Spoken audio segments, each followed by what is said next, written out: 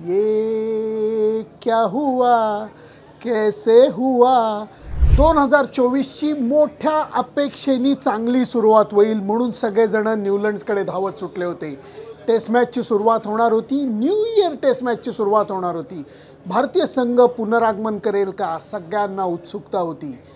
नाणेफेक जिंकून डीन एल्गरनी पहिली बॅटिंग घेतली हे मला आश्चर्याचं वाटलं, कारण या मैदानावरती जेवढ्या काही मॅचेस कव्हर केलेल्या आहेत त्याच्यामध्ये दुसऱ्या दिवशी हे विकेट बॅटिंगला चांगलं असतं।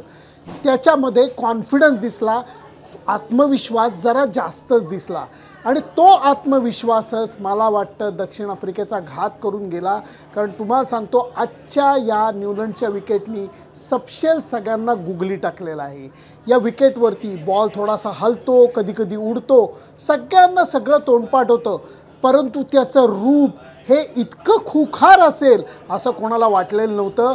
कारण एका दिवसामध्ये एक नाही दोन नाही 23 विकेट्स गेलेले आहेत आणि राजेश खन्नाचं गाणं म्हणावं असं वाटतंय, ये क्या हुआ कैसे हुआ कब हुआ क्यों हुआ।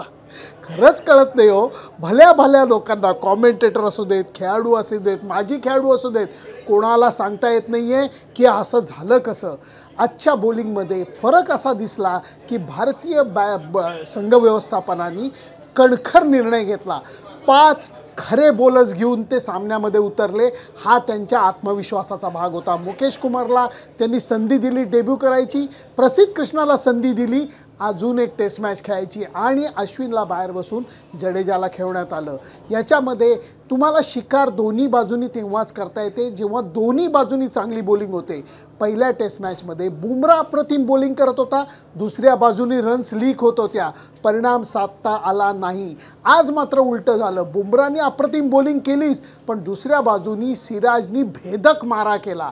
त्या भेदक माऱ्यामध्ये टप्पा दिशा या सगळ्याचा योग्य समन्वय होता, त्यामुळे त्याला अपयश नुसतं आपलं यश नाही मिळालं, दणदणीत यश मिळालं। कारण 9 ओव्हरमध्ये 15 रन्स देऊन 6 विकेट काढणं याला काय म्हणावं। मला डायरेक्ट एशिया कपची फायनल आठवली जेव्हा सिराजनी अशीच दाणादाण श्रीलंकन टीमची उडवलेली होती। पण श्रीलंकन टीमची दाणादाण उडवणं वेगळं आणि यजमान देश म्हणजे दक्षिण आफ्रिकेला दक्षिण आफ्रिकेमध्ये अशा परिस्थितीत ढकलणं हे संपूर्णपणे वेगळं होतं, जे आज आपल्याला बघायला मिळालं।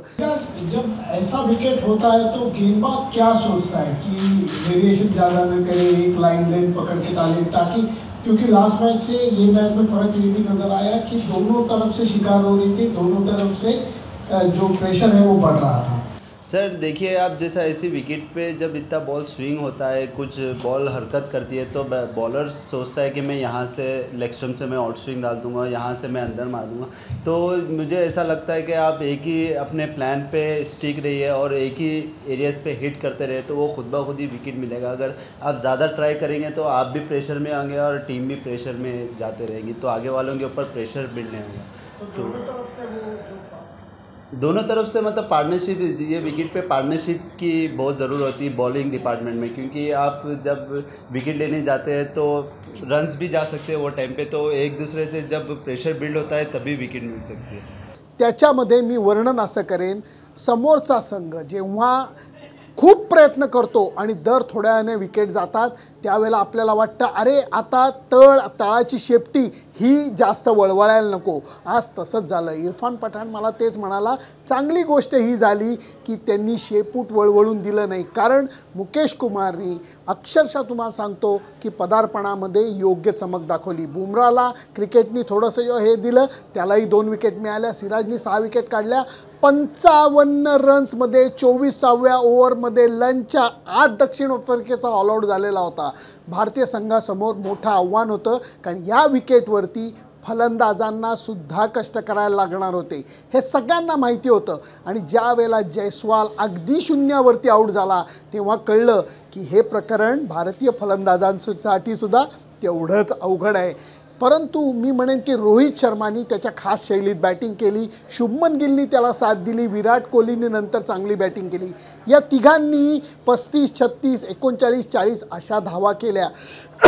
परंतु असं वाटत नव्हतं की कुणी बॅट्समन सेटल्ड आहे, कारण मधनंच बॉल उडत होता, मधनंच खाली राहत होता, त्यांनी संशय निर्माण होत होता. 4 बाद 153चा धावफलक होता. भारतीय संघाकडे 100च्या आसपासची आघाडी निर्माण झालेली होती.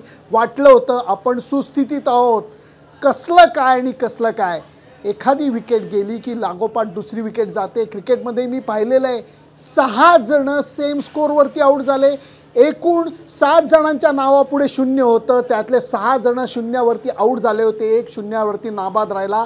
भारताचा डाव 4 बाद 153वरनं 153वरती ऑल आऊट झाला आणि म्हणून 55 धावामध्ये ऑल आऊट करायची जी नशा होती ती खाडकन उतरलेली होती. दुसऱ्या डावाची सुरुवात ही दक्षिण आफ्रिकेने सकारात्मक केली. मार्क्रमनी टकाटक बॅटिंग केली. एल्गरला परत एकदा लवकर बाद करण्यामध्ये भारतीय संघाला यश आलं आणि त्याच्यानंतर एक जिव्हाळ्याची गोष्ट बघायला मिळाली. सगळ्या खेळाडूंनी जाऊन एल्गरला योग्य मानवंदना दिली. भारतीय खेळाडूंनी, संपूर्ण स्टेडियममधले प्रेक्षक उभे राहिलेले होते त्याला मानवंदना द्यायला. आणि मी तुम्हाला सांगतो त्याच्यानंतरसुद्धा 2 विकेट या गेल्या. एक त्यातली बुमराला मिळाली, 2 मुकेश कुमारला मिळाल्या.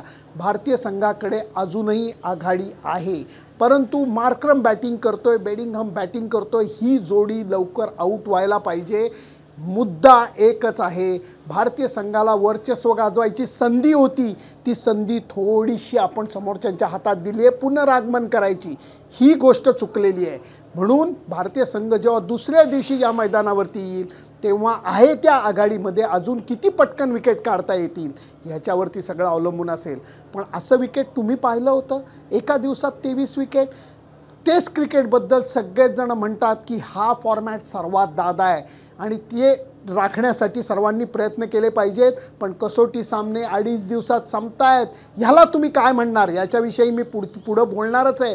परंतु आत्ताच्या घडीला भारतीय संघ सुस्थितीत आहे असं मी म्हणणार नाही.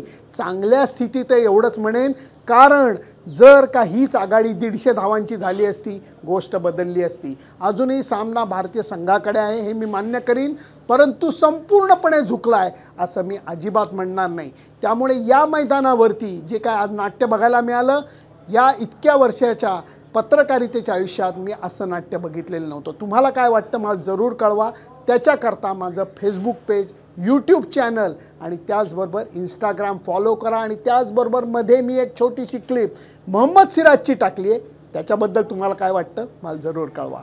Bye bye.